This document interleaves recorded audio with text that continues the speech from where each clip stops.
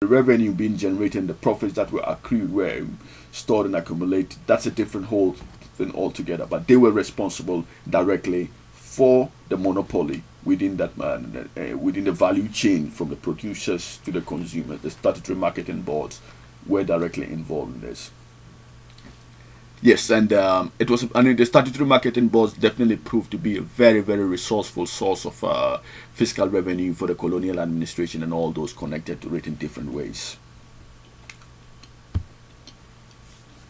So I think that a good sense of inquiry would take us down the path of trying to understand the specific role of the statutory marketing boards, the level of monopoly, and the revenue generated, so we can get a sense of understanding the level of trade volumes and the revenue breakdowns that will come in are based on if you're able to get a deep sense of the historical evidence and of how the statutory monopoly marketing boards functioned within that period and the historiography of British West Africa.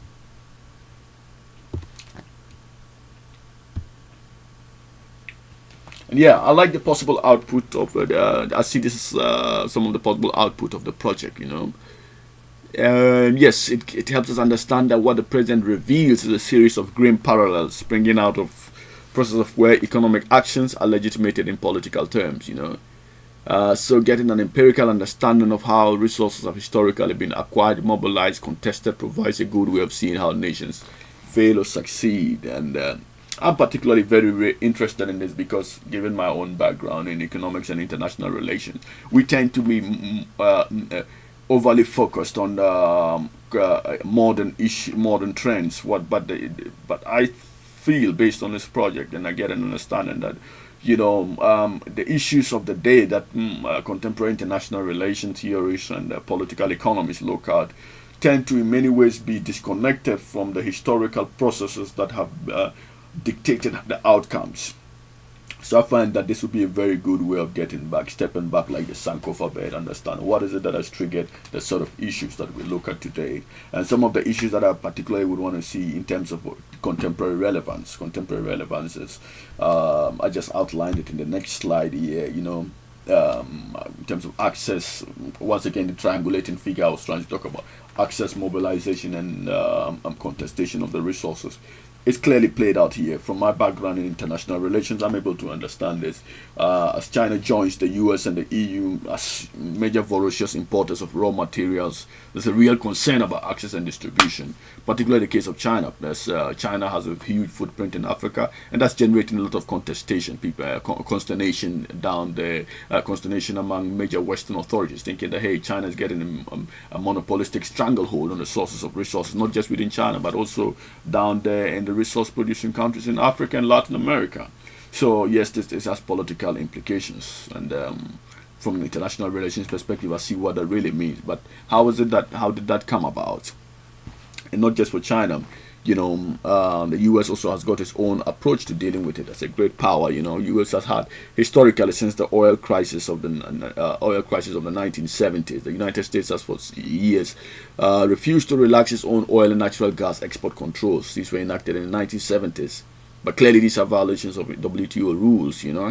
What is it that makes a great power willing to violate normative structures that have been in place internationally? It goes, which in my mind harks back to what I said earlier in the previous slide about economic interest being legitimated in political terms. So this is how I find a link between my area of interest and my background, and how that collectively fits into the broad project that is the fate of the nations.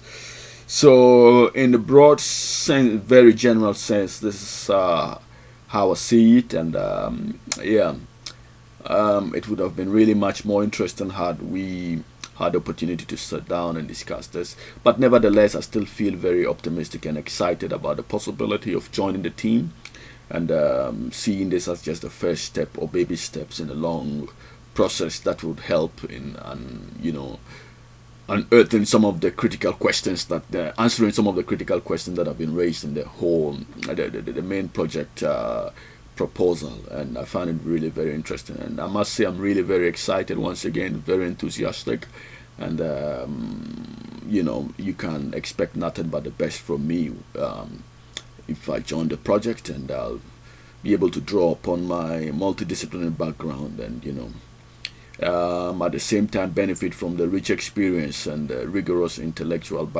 community that you guys have down there, to be able to enrich my own burden intellectual experience. So I am more than really excited about this, and most importantly, I'll be very glad to get a positive nod to join you guys out there. So on this note, I just want to say a very big thank you to Mats again for sharing this with me, and my regards to Professor Paul and all the other members of the team. And I look forward to joining you in a few weeks. Thank you very much. It's David Alenga. Bye bye.